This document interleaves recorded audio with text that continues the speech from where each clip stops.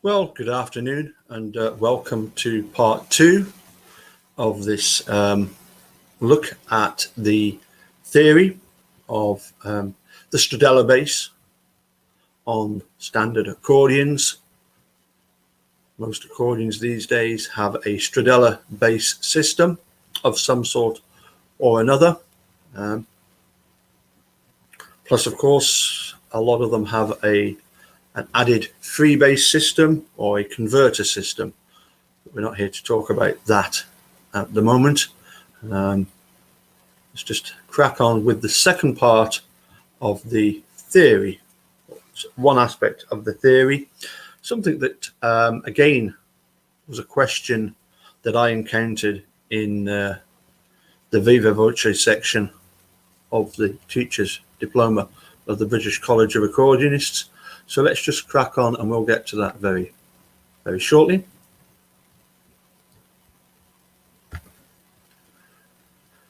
So let's pop up our first slide, which is once again something that I've written out, handwritten, I'm afraid.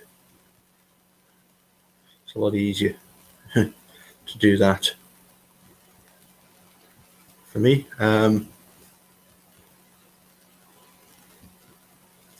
So let's look at, make sure that this is going out live. Okay, I was getting a bit nervous about these things, that everything is as it should be, and everything seems to be okay. Lovely.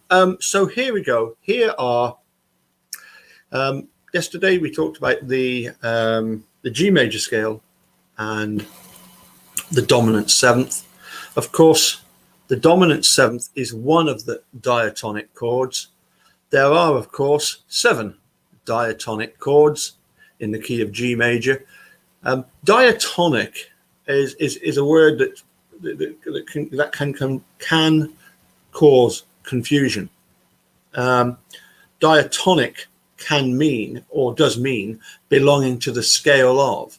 So sometimes accordions are referred to as chromatic, as in button keyed, and piano accordions are chromatic, and we get diatonic accordions, meaning that the buttons in a certain row play the notes of a particular scale. But in general, diatonic, as opposed to chromatic, diatonic means belonging to the scale of, chromatic means all of the notes, or if you want, notes out with the diatonic scale. So we have no chromatically altered notes. We have no notes here in these chords which do not belong to the scale of G major. Because let's face it, if you're writing a tune in the key of G major and G major scale is your basis for the melody notes being obviously from the scale, then it makes perfectly good sense that our chords will follow the same pattern. They will use notes from the scale of G major.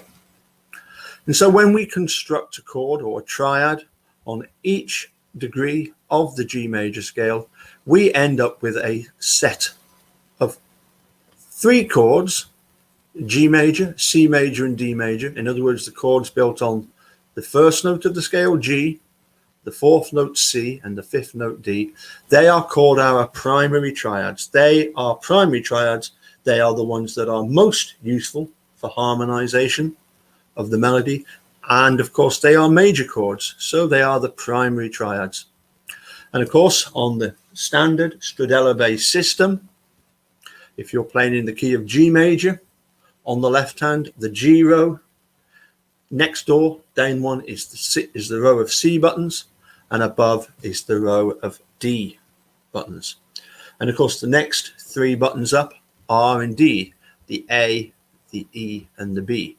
And that is because the chords built on the 2nd degree, the 3rd degree, and the 6th degree of the scale, in other words, A, B, and E, they are secondary triads, they are minor chords, and they serve the purpose of adding interest because they are related.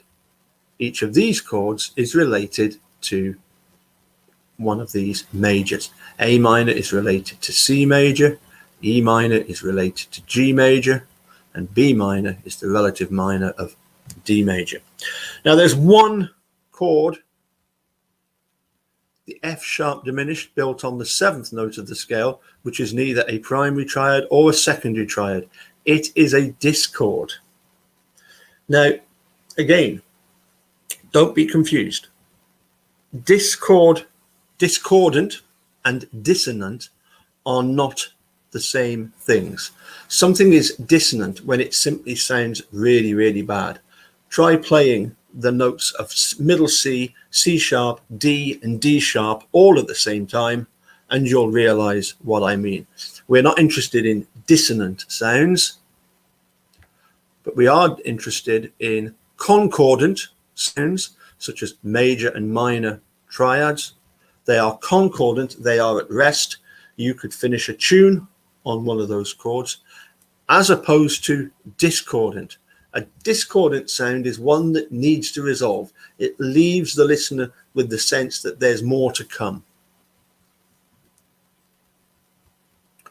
And so when we look at the dominant 7th, when we take our G major scale, we take the 5th note D, we build a D chord on that 5th note. There it is, there's our D major, it's a primary triad. When we add the 7th to make it a dominant 7th, D, F sharp, A, and then we add the C, there we've got our D, F sharp, A, and C. Well, obviously, that F sharp, A, and C, yeah, it is these notes here. It is the notes from the F sharp diminished. It's F sharp, A, and C. By adding this F sharp diminished, well, basically we're adding the C to the rest of the D chord. We are changing the chord from being concordant into being a discordant sound. There we have our D7th.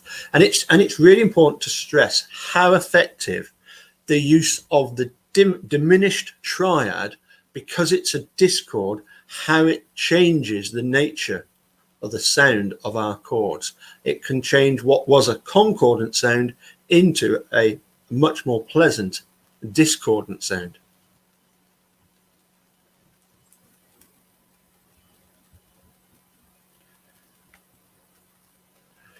Now, the question, one of the questions that's commonly asked in the Viva Voce section and in the written paper to do with the Stradella bass system, would, to paraphrase, it would be this: D diminished is actually B diminished. Discuss. Okay, what are we on about? If we look at the row of D, the D row, if you had a rather elderly accordion, I've seen many of these. They are 140 bass accordions. They have 7 rows of 20 buttons. In fact, I can show you one right away. If we go to this page here and just come on down, here we have a picture of Charles Magnante's accordion, and you can see, I think he played a Concordia at the time. You can clearly see that one's down, but there's 1, 2, 3, 4, 5, 6, 7 rows. Why 7 rows? So that we have, you've got your D fundamental bass is in the 3rd row from the bellows. In front of it is the normal counter bass button. That is the 3rd above the D, a major 3rd above. And some of these accordions had an extra counter bass row where the counter bass button was a minor 3rd above the D, in order to give you easy access to the minor 3rd. And obviously the chords then D major, D minor, D7th, and D diminished. Of course, in a lot of modern accordions, we don't have this minor 3rd counter bass. We simply have the major 3rd, the root, major, minor, 7th, diminished. And as you can see, the D major chord has the notes of D, F sharp, and A, which is as we would expect. The D minor, D, F natural, and A. The D7th, D, F sharp, and C. As I mentioned yesterday, the fifth is omitted. There is no A. Reason being, we can then add a flattened fifth or a sharpened fifth, a raised fifth or a lowered fifth in the right hand, and we can even combine the seventh chord with a counterbass, two buttons further up, two rows further up, in order to get the seventh with the flattened fifth when we do the tritone substitution. But the D diminished chord is actually a D with an F above it and a B below it, in theory. In practice, that might be inverted, but the notes of the D diminished chord are actually D and the B and the F. In other words, B, D, and F, which is B diminished. Why is that done? It's to facilitate an easy transition. Often when we use the diminished chord, it's as a transition chord, creating the semitone step up or down. And so therefore, by adding this version of the diminished chord with the counterbass, often the fourth row up from the row that you're in, the counterbass, to get a diminished seventh. So for example, the D diminished chord would often be played with the counterbass of B, with the counterbass of B, which is the D sharp, in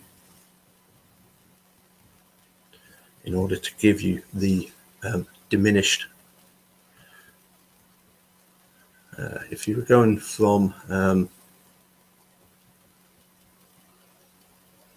so I'm just getting confusing myself there. If we're going from a G major to a G sharp diminished, we would add the counterbass of E, the G sharp, to this D diminished chord to give us a full diminished seventh. Okay, moving on. Managed to confuse myself a little bit then. It does get confusing, I must admit. Have to sit down and work this all out, as I have done with this sheet here. Yeah, just to reiterate, if we were using the G sharp diminished seventh, if we wanted a full G sharp diminished seventh in the progression of G to G sharp diminished seventh, say going to the A minor, a semitone up, then we would go from G major to G sharp bass with the D diminished seventh, because that way we would get the full G sharp diminished seventh. We'd get the G sharp, B, D, and F notes of a G sharp diminished. Okay, so the reason why, as I say, that the notes are arranged in that way is just to make it easy, to facilitate the playing of that full diminished seventh, a full 4-note diminished seventh chord. Okay, and here, this is the D row. I forgot to mark this in. This is the A row. This is the A row of buttons, with again the A bass note, root bass. The one in front would be C sharp, the counterbass, and on this large 7-row accordion, the C natural. And then behind we've got the A minor, A major, A minor, A seventh, and A diminished. But of course, A diminished is actually an F sharp diminished. That is the one that, when added to a D sharp counterbass of B, would produce a full D sharp or E flat diminished seventh. As I say, A major, A C sharp E, A minor, A C natural E, the A seventh, A C sharp G minus the fifth, and the A diminished, A and above it, the C minor third above, and the minor third below F sharp. So if you actually wanted on a normal Stradella bass accordion to actually get a full dominant seventh chord, well, if you played a D bass with, instead of the D seventh chord but the A diminished chord, that would actually give you a full D dominant seventh.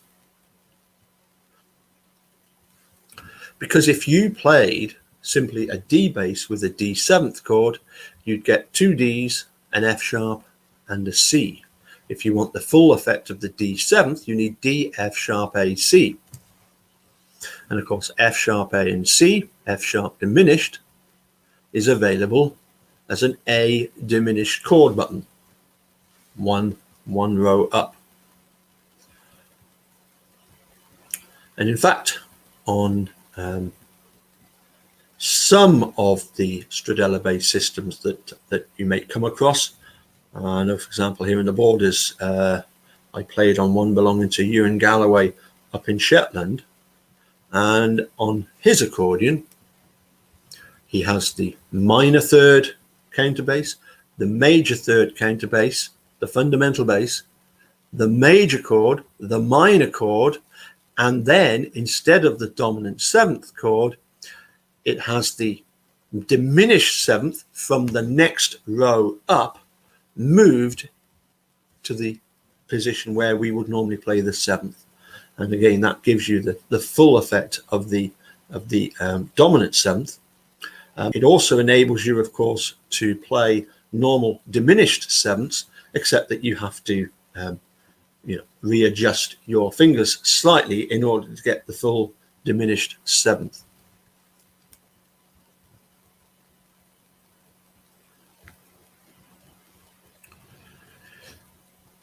So if we take an E seventh, dominant seventh chord, E, G sharp and D, and we play it, as I mentioned yesterday, with the counterbass of F sharp, which is an A sharp, enharmonic is B flat. So we're playing basically a B flat plus an E seventh chord. The chord we're getting is a B flat seventh with a flattened fifth, which is a very useful way, as I say, of treating the 2/5 progression as a tritone substitute. Instead of going, in the case of A major, instead of going B minor to E seventh to A major, the tritone substitute allows us to go B minor to B flat seventh with the flattened fifth, which is a nice semitone drop to then resolve down to the A major.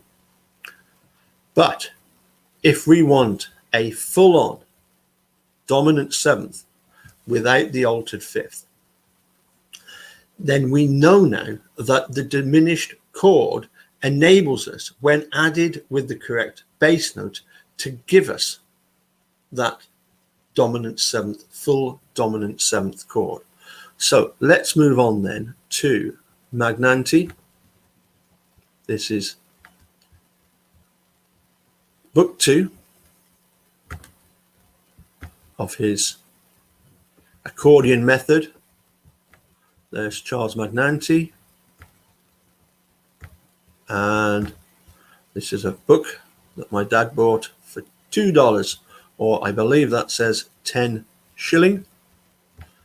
Very old book. I believe this is from either the 40s or the 50s. Charles Magnante accordion method, and my dad always signed all of his music so that he knew that it was his. And as I say, we have a picture here of Charles Magnante playing, obviously, that bass note with that diminished seventh chord in order to get a dominant seventh. Let's look at the actual article from this page. This is lesson number 36. Substitute chord positions.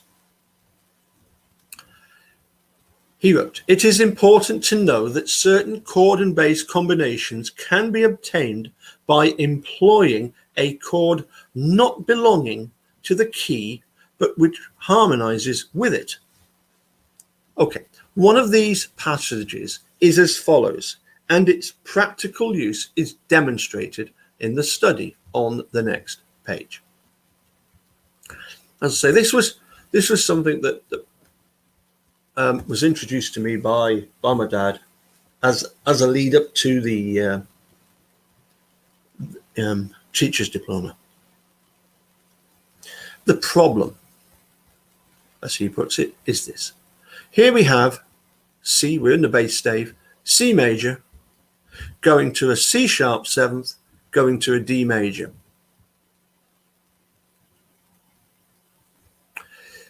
As he wrote here, this passage on the fundamental is most impractical with regards to where you're going in order to navigate the Stradella bass system. Because the Stradella bass system is in the circle of fifths, to go from C up to C sharp to come back to D is most impractical. You've gone as far as it's possible to do so to get from C to C sharp and then back to D. Okay, so here he's given us those bass notes again, C, C sharp and D. And he said he's put the chords in the right hand as a guide only to locate the A flat diminished chord. So he's suggesting that when you play this, play these notes in the right hand so that you know that you're hitting the right notes. As you can see, he's starting off with a C and a C major. Next, we have a C sharp counterbass. That's C sharp. Instead of going all the way up to this C sharp here, we're simply going from C to the counterbass of A. And playing that C sharp bass note, counterbass of A, with the A diminished chord. And the reason we play, the A flat diminished chord, and the reason that we play the A flat diminished chord is because, of course, A flat diminished isn't really an A flat diminished at all. It's actually an F diminished. F, A flat, and B. And of course, when you combine C sharp with F, A flat, and B natural with the C sharp, you get the C sharp seventh. How does that work? Quite simply this. We have a C sharp bass, we have an E sharp. F, remember, F natural is the same note as E sharp. So we've now got C sharp, E sharp, or F. The A flat is the same as a G sharp. So we've now got C sharp, E sharp, G sharp, and B natural. Hence the reason why we have ended up with a full C sharp seventh chord, which then easily resolves onto the D major. So our bass line is from C to C sharp to D.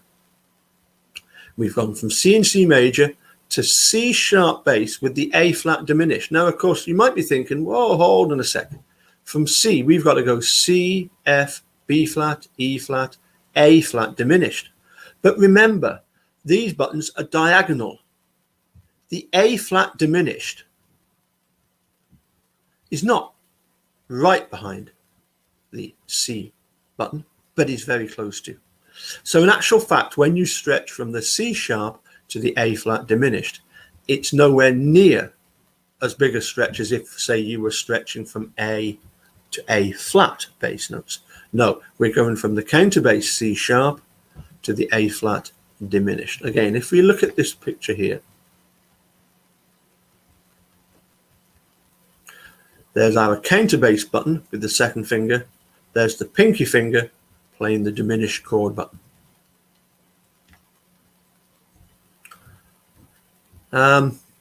So he then carries on. Chromatic chord and bass passage for the left hand. To facilitate the reading of these seventh chords, it is practical to write them as they appear below. So here we've got C and C major going to C sharp counterbass with A flat diminished, giving us a C sharp seventh, to D major, to D sharp, that's the counterbass of B with a B flat diminished, going to E major, going to E sharp counterbass is C sharp with a C diminished chord, finally arriving at F sharp major. And then reverse, coming down the way. Okay, I think I've kept you long enough for today. What I will do is tomorrow, we'll go through all of this again, but I'll have my accordion on and actually demonstrate these various chord positions. So we're looking to look at the dominant seventh, how to play a full dominant seventh without the fifth omitted. We're looking how to play the seventh with the flattened fifth as a tritone substitute, and how to play the full dominant seventh in a chromatic passing progression. Thank you for tuning in. Catch you all tomorrow. Bye for now.